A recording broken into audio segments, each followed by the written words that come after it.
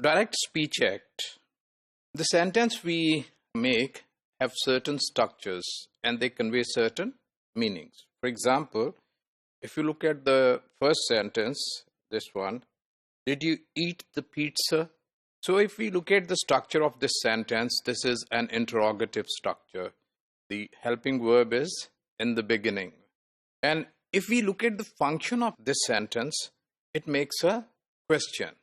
So every such sentence which has this interrogative structure makes a question. We have another type of structure which we generally use, eat the pizza, please, right? So it's an imperative sentence. An imperative sentence gives command, makes request. We can simplify it that it asks somebody to do something, right? So it has a certain structure. It always starts with a verb and the subject of the verb is always employed. Always makes a command with this structure, or that command can be a request. We have another type of structure of a sentence, very commonly used, you ate the pizza.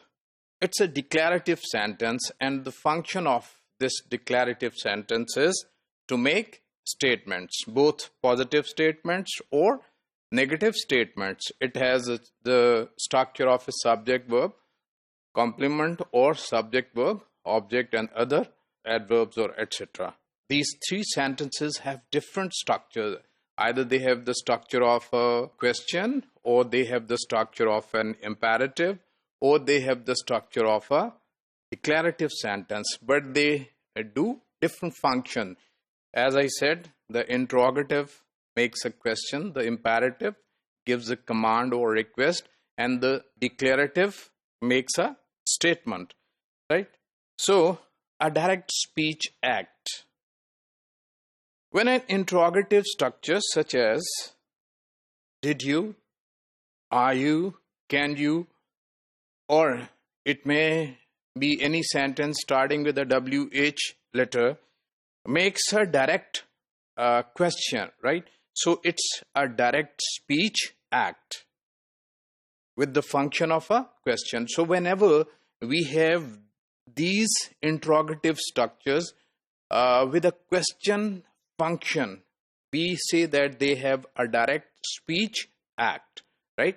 So I again say that whenever these interrogative structures have the function of a question, they are called that they make a direct speech act. A direct speech act is used. So we generally use this direct speech act to get certain information. For example, when we make these direct speech acts when we do not know something. For example, I may ask somebody, what is your name? Right? What is your name? Similarly, we ask someone to provide the information. So when we do not have some information, or when we need to know certain information or something, we use this direct speech act.